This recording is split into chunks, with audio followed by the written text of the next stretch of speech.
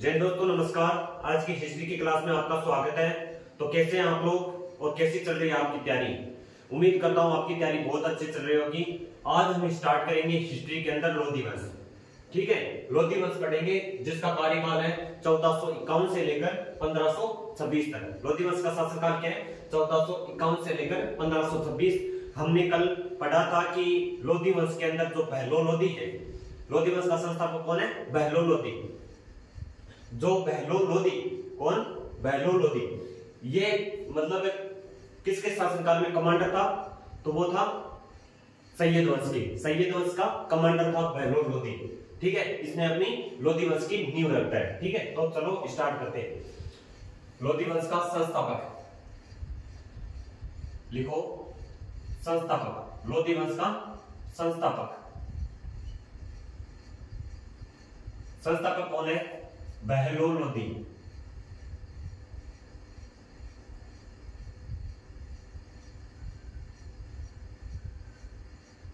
बहलोल लोधी संस्थापक कौन है? बहलोल लोधी। इसका शासनकाल क्या है? बहलोल लोधी का शासनकाल है 1451 से लेकर 1489 तक। ठीक है, इसने कितना शासनकाल? पहले मैंने बताया था कि बहलोल लोधी वो शासक है जो दिल्ली सल्तनत के अंदर सबसे ज्यादा शासन करेगा। कितना शासन किया इसने? वो किया 37 वर्ष। ठीक है, कितने वर्ष का शासनकाल है इसका? 38 वर्ष का। सॉरी, 38 वर्ष का। ठीक है, कितने वर्ष का? 38 ईयर्स, 38 वर्ष का शासनकाल।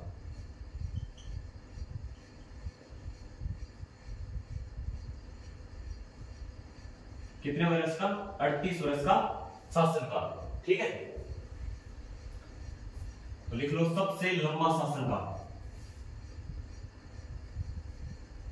यहीं पे लिख लो सबसे लंबा शासनकाल।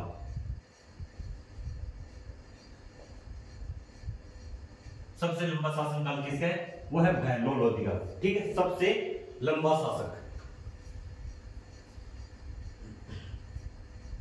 इसी के साथ ये भी लिख सकते हो दिल्ली सल्तनत का अंतिम वंश। अंतिम वंश, ठीक है, दिल्ली सल्तनत का अंतिम वंश यहां पर लिख सकते हो। दिल्ली सल्तनत का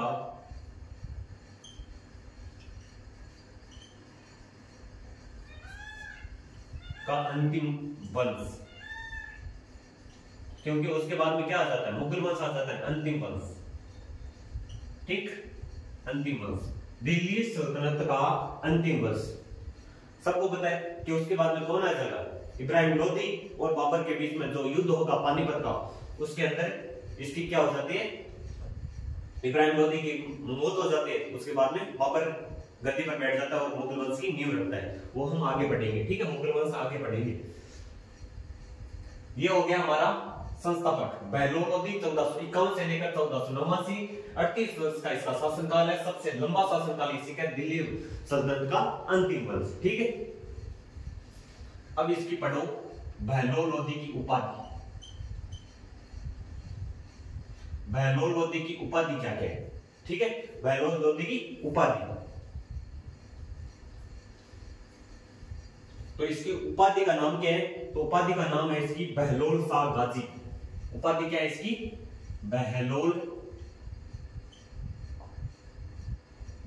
शाह गाजी। ठीक है, ये इसकी उपाधि का नाम है। साथ साथ में बढ़िया तरीके से नोट्स बनाते रहो। ठीक है, उपाधि का नाम क्या है? बहलोल शाह गाजी। इसकी उपाधि का नाम क्या है? बहलोल शाह गाजी। ठीक है, आगे लिखो।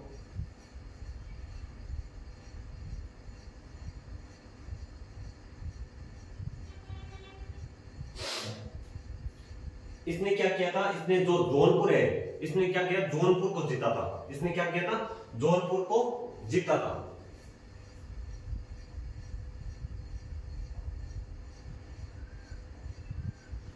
यहां पर किस किस के बीच में लड़ाई हुई थी? एक तो मोहम्मद शाह। कौन है? मोहम्मद शाह।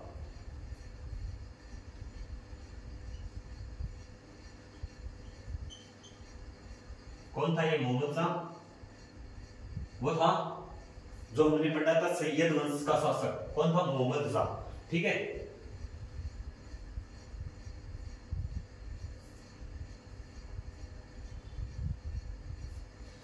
इसने जौनपुर को जीता मोहम्मद शाह का। महमूद शाह जो मोहम्मद शाह है, यह है सेनापति किसका है? दरिया खान, यानी मोहम्मद शाह को हराया। यहीं पर ऐसा लिख लो, मोहम्मद शाह को हराया। ठीक, इसने जौनपुर को जीता और मोहम्मद शाह को हराया। ठीक है, उसके बाद में आता है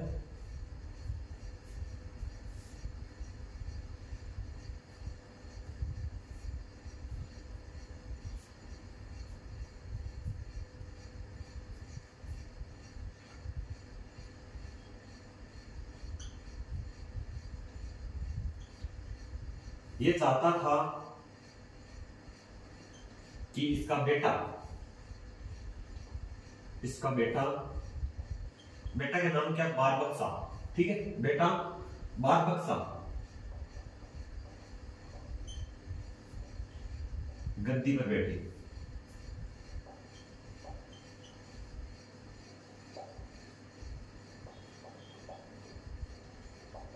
लेकिन बारबक शाह क्या है?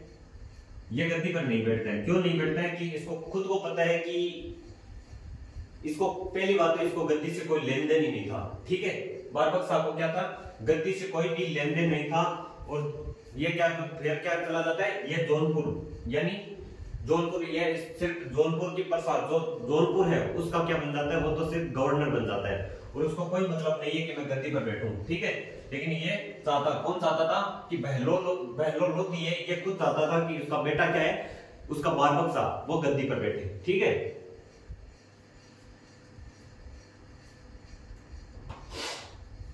बहलोल लोधी को क्या कहते हैं? बहलोल लोधी को कहते हैं द्वितीय सिजेरियन सुल्तान। ठीक है, बहलोल लोधी को क्या कहते हैं? द्वितीय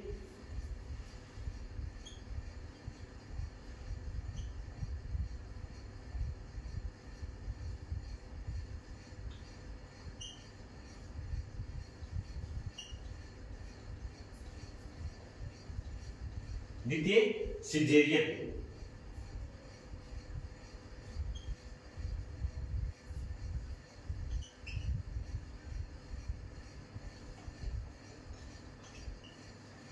इसे द्वितीय सिजेरियन सुल्तान कहते हैं। बहलोल लोधी को क्या कहते हैं? द्वितीय सिजेरियन सुल्तान कहते हैं। ठीक है, नोट कर लेना। तो आप कहोगे प्रथम सिजेरियन सुल्तान किसे कहते हैं?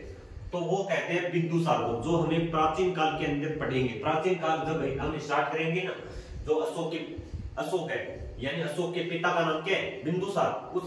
उसी को हम पढ़ेंगे प्रथम, यहाँ पर लिख लो प्रथम सिजेरियन सुल्तान, नोट कर लो, फिर हम पढ़ेंगे तब हो जाएगा। ठीक है, प्रथम सिजेरियन सुल्तान किसे कहते हैं?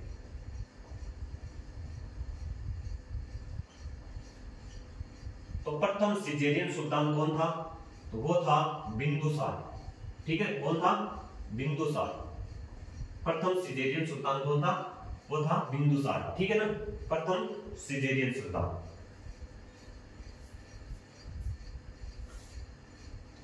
बहलोल लोधी का अंतिम अभियान,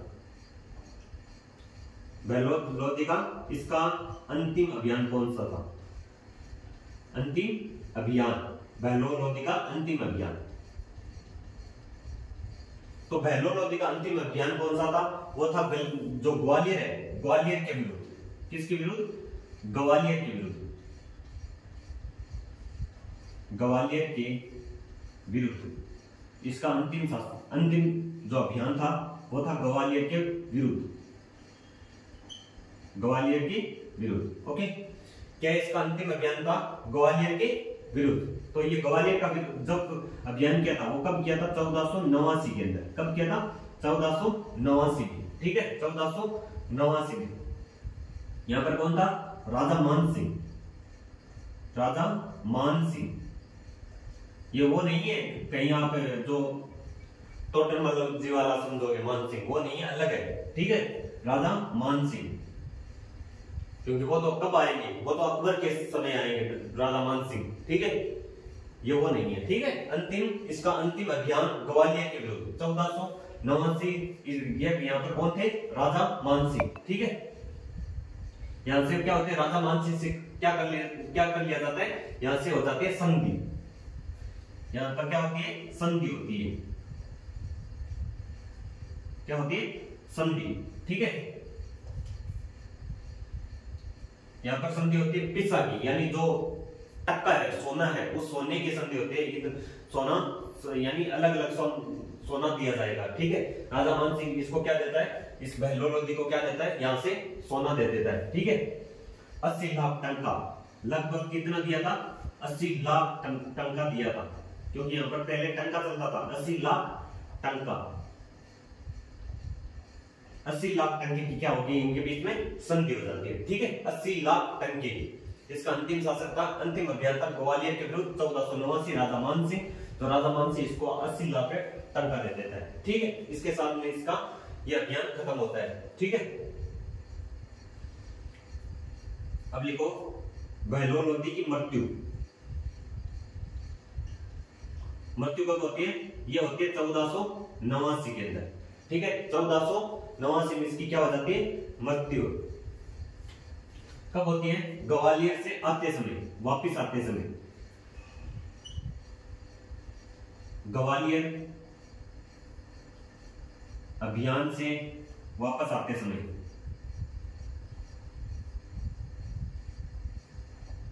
वापस आते समय इसकी क्या हो जाती है? मृत्यु हो जाती है। ठीक है, किसकी? बहलोल लोधी की। ग्वालियर अभियान से वापस आते समय इसकी क्या हो जाती है? मृत्यु हो जाती है। ठीक है ना, क्लियर है ना, साफ दिखाई दे रहा है पहली बार। तो मृत्यु 1489, ग्वालियर अभियान से वापस आते समय इसकी क्या हो जाती है? मृत्यु हो जाती है। नोट कर लो, धीरे धीरे चलेंगे।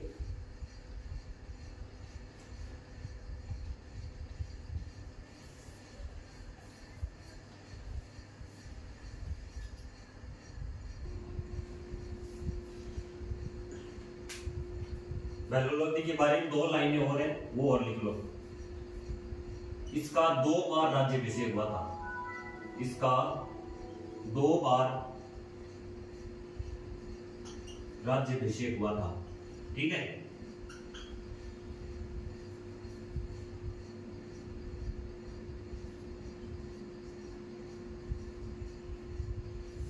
और एक लाइन और है, ये गद्दी पर बैठकर, जो गद्दी होती है दरी,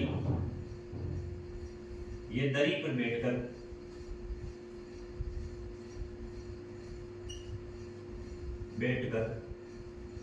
शासन करता था। क्या करता था? शासन। किस पर बैठकर? दरी पर बैठकर शासन करता था। ठीक है, उसके बाद में हमको पढ़ना है सिकंदर लोधी। कौन आता था उसके बाद में गद्दी पर? सिकंदर लोधी। सिकंदर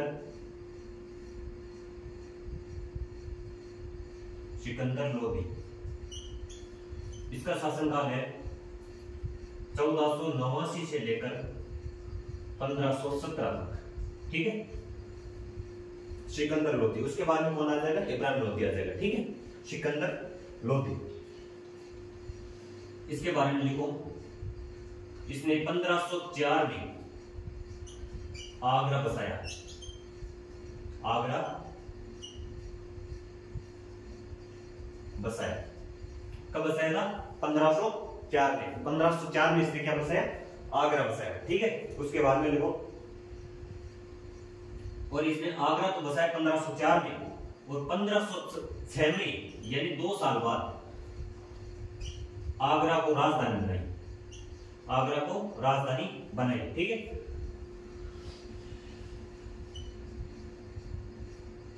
आगरा को राजधानी बनाई। क्लियर है इतना? सिकंदर लोधी 1504 में आगरा बसाया और 1506 में आगरा को राजधानी बनाई। ठीक है, कब? 1506 के अंदर। उसके बाद में हम चल रहे हैं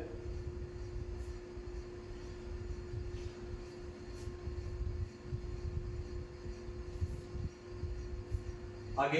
एक बार रिवीजन कर लेते हैं, फिर इसको अब मिटा के आगे चलेंगे, ठीक है। पहले इनका क्या कर लेते हैं, हम रिवीजन कर लेते हैं एक बार, उसके बाद में आकर नेक्स्ट पर चलेंगे, ठीक है। तो लोधी वंश, लोधी वंश के बारे में मैंने क्या बताया कि लोधी वंश है 1551 से लेकर 1526, ये इसका लोधी वंश का पूरा शासनकाल है, ठीक है। संस्थापक है बहलोल लोधी, 1451 से लेकर 1489 तक। कौन है? बहलोल लोधी। कितने साल शासन करता है? 38 साल शासन करता है। सबसे लंबा शासनकाल किसका है? वह है किसका? बहलोल लोधी का सबसे लंबा शासनकाल। दिल्ली सल्तनत का, पूरे दिल्ली जो सल्तनत है उस दिल्ली सल्तनत का सबसे ज्यादा अगर शासनकाल है तो वो किसका है? वो है बहलोल लोधी का, ठीक है। सबसे लंबा शासनकाल। तो यहां पर अगर लिखना चाहो तो लिख लेना दिल्ली सल्तनत का सबसे लंबा शासनकाल। तो लिख लेना यहां पर दिल्ली सल्तनत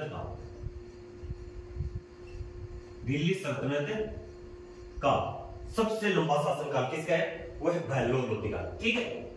उपाधि इसकी क्या है? इसकी उपाधि है बहलोल शाह गाजी। इसकी उपाधि का नाम क्या है? बहलोल शाह गाजी। इसने जौनपुर को जीता मोहम्मद शाह को हराकर, ठीक है।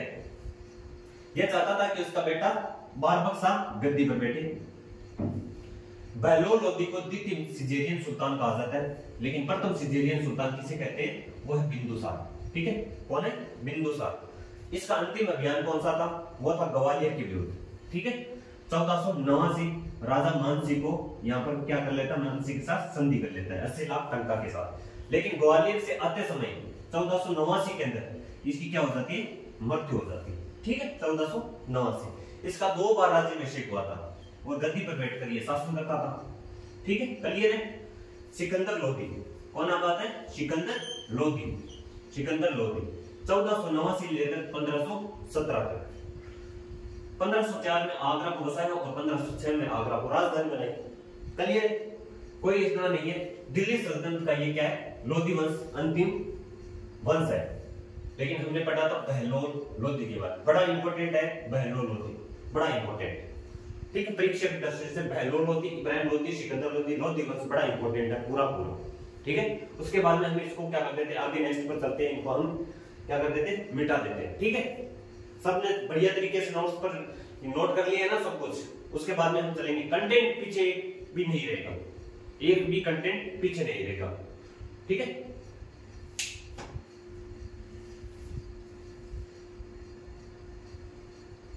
अब आ जाओ नेक्स्ट पर, ठीक है। नेक्स्ट क्या है? इसने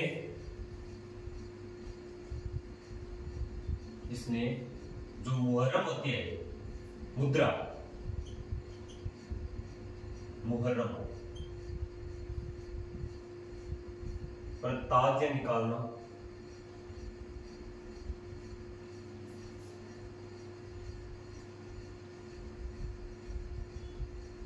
बंद कर दिया।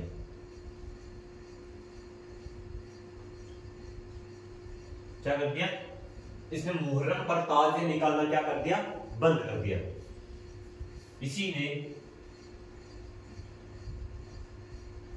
इसने गंगा यमुना स्नान पर रोक लगाई। स्नान पर रोक लगाई। किसके बारे में पढ़ रहे हैं? सिकंदर लोधी के बारे में।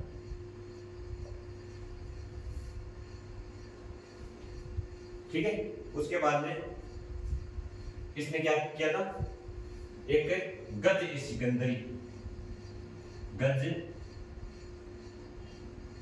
सिकंदरी लागू किया। इसने क्या किया था? गज ए सिकंदरी लागू किया।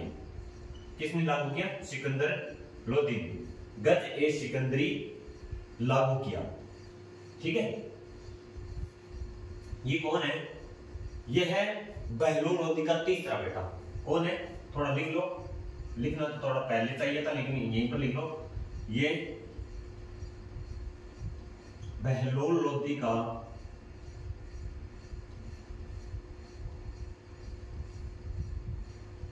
तीसरा बेटा था।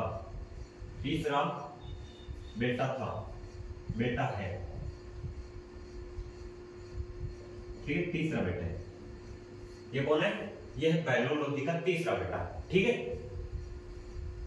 आगे चलो, कौन है? यह है बहलोल लोधी का तीसरा बेटा। साथ साथ में नोट्स बनाते रहे। इसने मुहर्रम पर ताजे निकालना क्या कर दिया? बंद कर दिया। इसने गंगा यमुना स्नान पर रोक लगाई। गज ए सिकंदरी लागू किसने किया? सिकंदर लोधी ने। यह बहलोल लोधी का तीसरा बेटा था, ठीक है। याद रखना कौन था? बहलोल लोधी का तीसरा बेटा। यह गुरुमुखी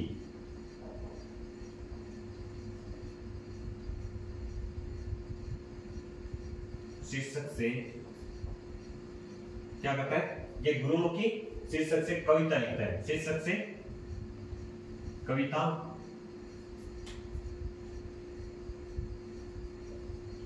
लिखता है, ठीक है। ये गुरुमुखी शीर्षक से क्या करता है? कविता लिखता है, ठीक है।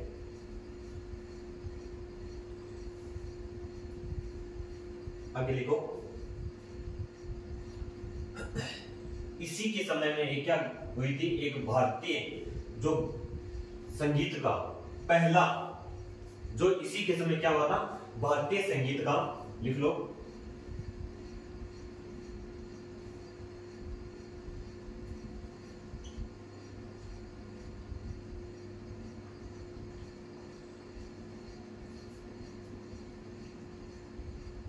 भारतीय संगीत का फारसी ग्रंथ,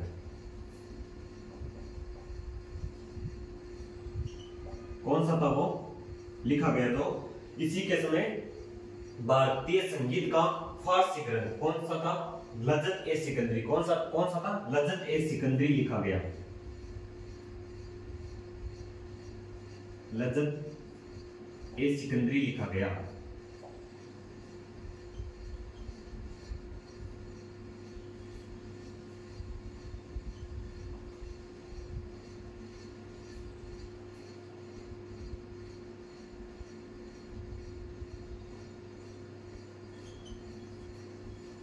ओके।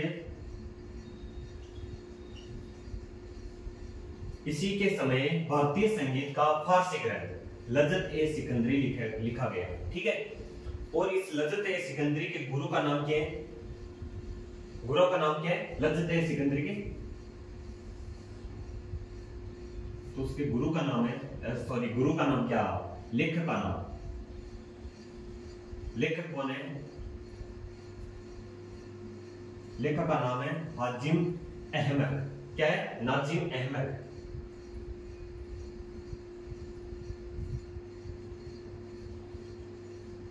नाजिम अहमद, ठीक है। नाजिम अहमद ऐसा सा की नाम है, मुझे पूरा याद नहीं आ रहा है। नाजिम अहमद की होगा। लज़्ज़त ए सिकंदरी के लेखक का नाम क्या है? नाजिम अहमद, ठीक है। इसी के समय भारतीय संगीत का फारसी ग्रंथ लज़्ज़त ए सिकंदरी लिखा गया, ठीक है, जिसकी रचना किसने की थी? नाजिम अहमद ने, ठीक है। अहमद है या अहमद है? अहमद, नाजिम अहमद, ठीक है। अब आगे लिखो।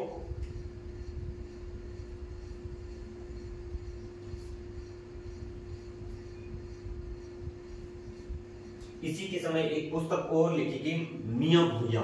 इसी के समय एक पुस्तक की और रचना हुई थी, मियां भूया। इसी के समय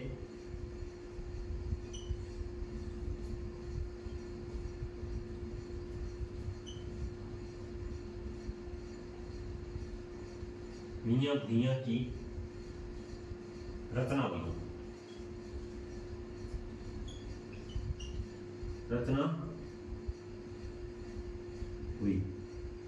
ठीक है। मियां भूया की रचना हुई, जिसके लेखक कौन है? एक तो फर्रख, एक सिकंदरी।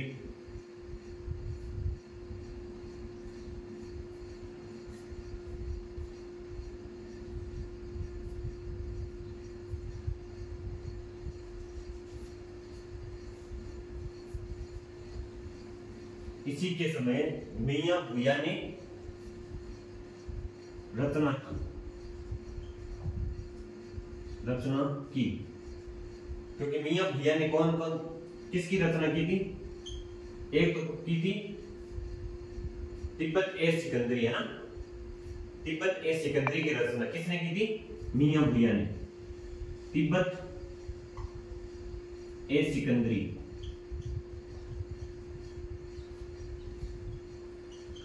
सिकंदरी, तिब्बत ए सिकंदरी की रचना किसने की? मियां भैया ने। एक पुस्तक और है, वो है कौन सी? फरहत ए सिकंदरी। कौन सी है? फरहत ए सिकंदरी।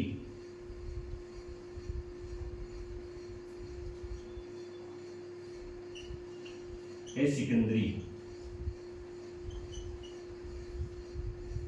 ये दो पुस्तक है जो किसने लिखी थी? मियां भैया ने। किसने लिखी थी? मियां भैया ने लिखी थी। इसी के समय मियां भैया ने रचना की थी तिब्बत ए सिकंदरी की और एक फरहत ए सिकंदरी। दोनों की किसने रचना की थी? मियां भैया ने। ठीक है ना। इसने मुहर्रम पर ताजिया लिखवाना बंद कर दिया। इसने गंगा यमुना पर रोक लगा दी। स्नान पर गज ए सिकंदरी लागू किया। बहलोल लोधी का तीसरा बेटा है और ये गुरुमुखी शीर्षक से कविता लिखता है। ठीक है।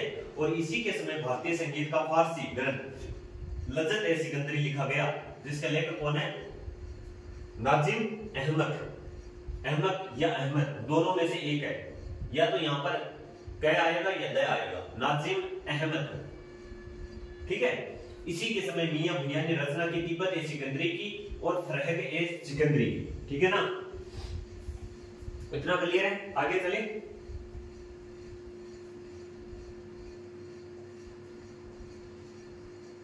आगे लिखो। इसने नाप के लिए, इसने क्या किया था? नाप, जो नापतोल होता है किसी नाप को, नाप के लिए क्या शुरू किया था? इसने नाप के लिए गज ए सिकंदरी यानी पैमाना शुरू किया। इसने नाप के लिए गज ए सिकंदरी पैमाना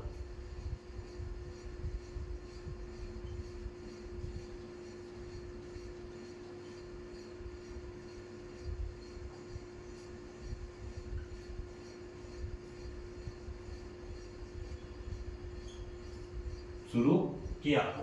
इसने नाप के लिए गज ए सिकंदरी पैमाना शुरू किया। उसके बाद में चलो,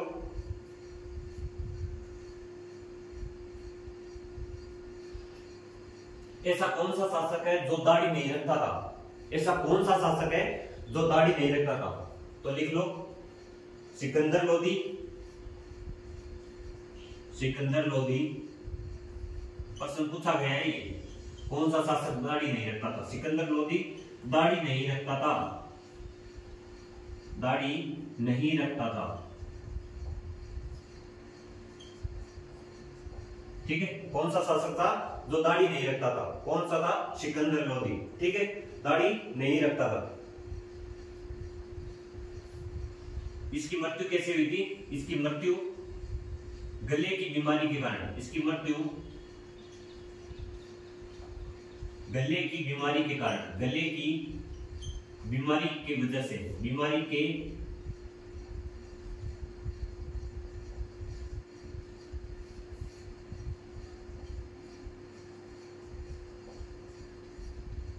इसकी मृत्यु गले की बीमारी के कारण हुई।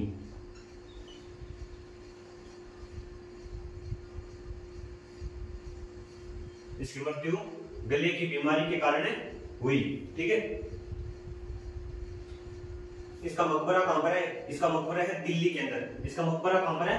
दिल्ली के अंदर। और दिल्ली के अंदर कहां पर है इसका मकबरा? वो है लोधी गार्डन के अंदर। ठीक है। लोधी गार्डन के अंदर। तो लिखो इसका मकबरा,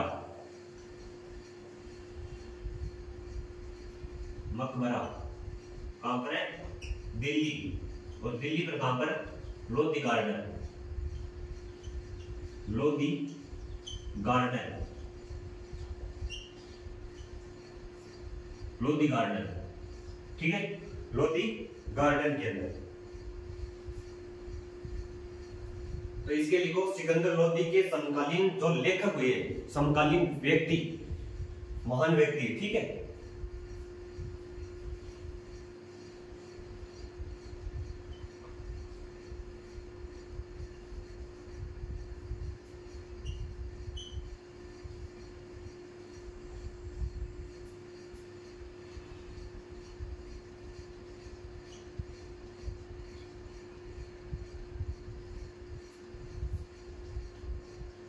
प्रसिद्ध व्यक्ति, प्रसिद्ध व्यक्ति सिकंदर लोदी के समकालीन प्रसिद्ध व्यक्ति कौन कौन है? तो वो एक है कौन? एक तो कबीरदास। कौन? सिकंदर लोदी के समकालीन प्रसिद्ध व्यक्ति में से एक कौन है? कबीरदास।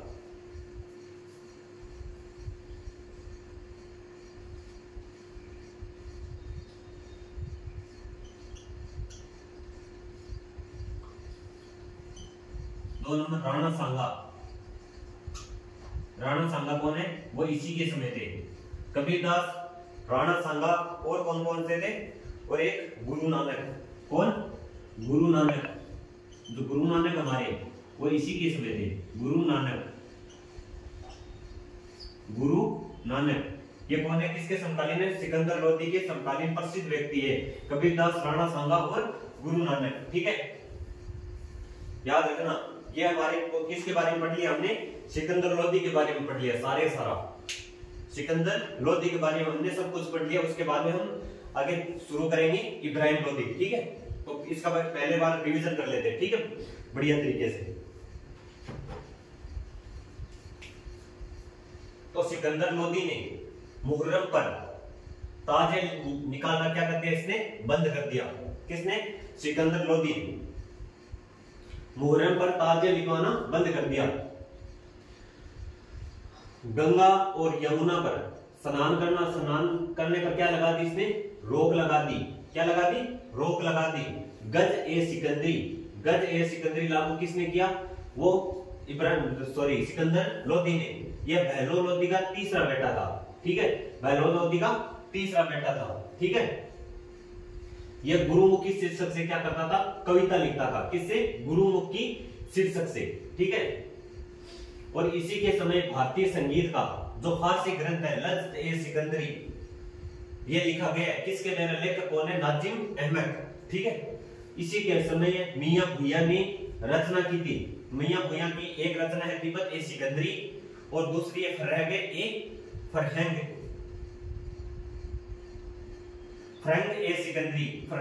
सिकंदरी। और इसने क्या किया था? सिकंदर लोदी ने इसने नाप के लिए, किसके लिए? नाप के लिए क्या शुरू किया था? नाप के लिए इसने क्या शुरू किया था? नाप के लिए गज ए सिकंदरी पैमाना, जो पैमाना होता है वो शुरू किया। ठीक है, सिकंदर लोदी दाढ़ी नहीं रखता था। क्या नहीं रखता था? दाढ़ी नहीं रखता था सिकंदर लोदी। ठीक है, इसकी मृत्यु गले की बीमारी की वजह से, गले की बीमारी की वजह से इसकी क्या हो गई? मृत्यु हो गई। इसका मकबरा कहां पर है? वो है दिल्ली के अंदर और लोधी गार्डन के अंदर। लोधी गार्डन है दिल्ली के अंदर, वहीं पर इसका मकबरा है। सिकंदर लोदी समकालीन जो प्रसिद्ध व्यक्ति है वो कौन कौन है? एक का कबीरदास और एक राणा सांगा और गुरु नानक। जो सिख धर्म है उसके पहले गुरु कौन थे? हमारे गुरु नानक। वो कौन है? वो इसी के समकालीन थे। किसके? सिकंदर लोदी के समकालीन। ठीक है, बढ़िया तरीके से रिवीजन कर लिया। उसके बाद में हम पढ़ेंगे इब्राहिम लोदी। ठीक है, और आज की हम लोदी वंश को कंप्लीट करेंगे एक ही क्लास के अंदर, पूरा लोदी वंश। ठीक है, बढ़िया तरीके से, यानी इतना लंबा भी नहीं है लेकिन हमने बढ़िया तरीके से हमने एक ही क्लास के अंदर इसको कंप्लीट कर लेंगे। ठीक है, ये नहीं है कि हमने इसको 10 मिनट 20 मिनट के अंदर खत्म कर दिया। नहीं, हमने पूरा पढ़ा है और पूरा पढ़ेंगे हम एक क्लास के अंदर ही। ठीक है,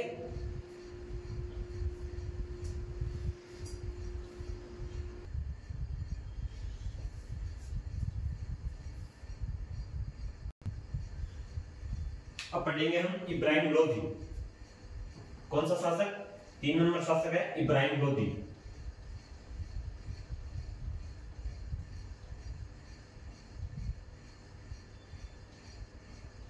इब्राहिम लोदी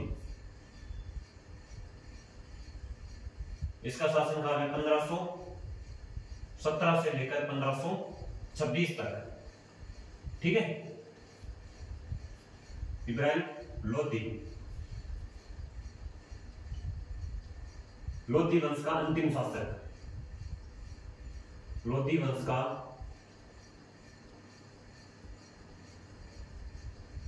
अंतिम शासक और दिल्ली सल्तनत का भी अंतिम शासक। दिल्ली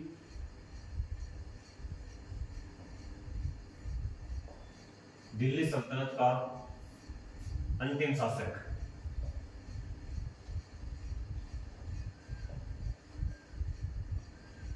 ठीक है, इब्राहिम लोदी, लोदी वंश का अंतिम शासक और दिल्ली सल्तनत का भी अंतिम शासक। ठीक है, इसके 1517 में गद्दी पर बैठा। उसके बाद में अगले साल 1518 के अंदर खतौली का युद्ध होता है। देखो, खतौली का युद्ध, खतौली का युद्ध यह कब हुआ था? यह हुआ था 1518 के अंदर। किनके बीच में था? यह हुआ था इब्राहिम लोदी और राणा सांगा के बीच।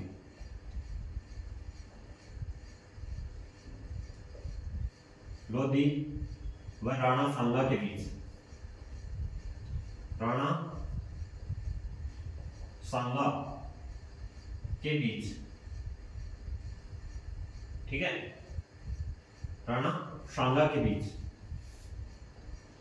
इसी के बाद में 1526 के अंदर क्या होता है? पानीपत का युद्ध। अब लिखो, पानीपत का युद्ध।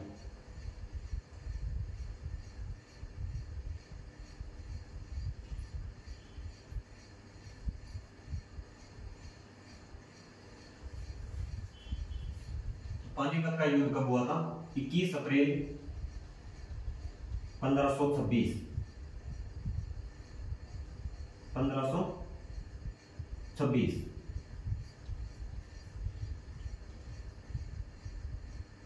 इब्राहिम लोदी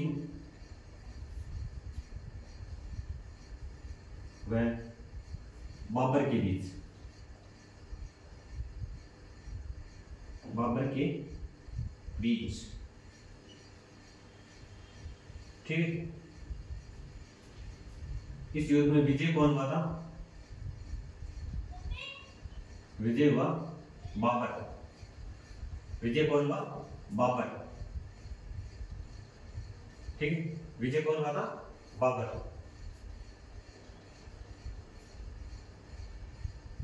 इसी युद्ध के साथ, इसी युद्ध के साथ क्या हो जाता है? इसी युद्ध के साथ दिल्ली सल्तनत का क्या हो जाता है? अंत हो जाता है।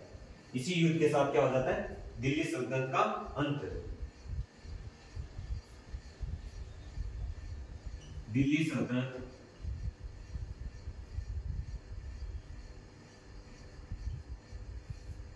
का अंत हुआ।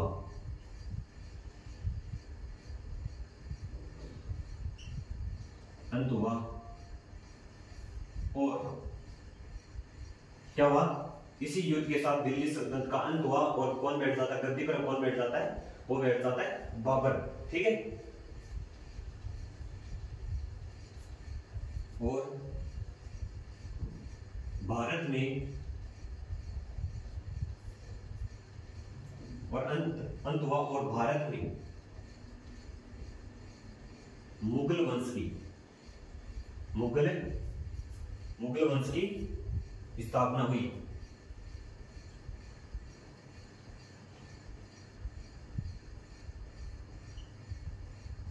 क्या हो जाती? मुगल वंश की स्थापना हुई।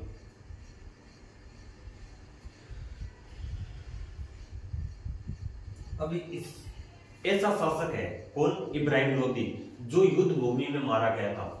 यह दिल्ली सल्तनत का पहला शासक जो युद्ध भूमि में मारा गया था। लिखो, क्या लिखना है?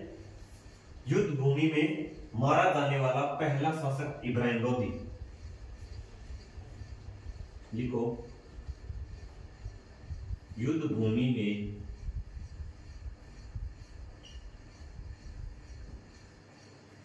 मारा जाने पहला शासक, पहला शासक कौन है? वह है इब्राहिम लोदी।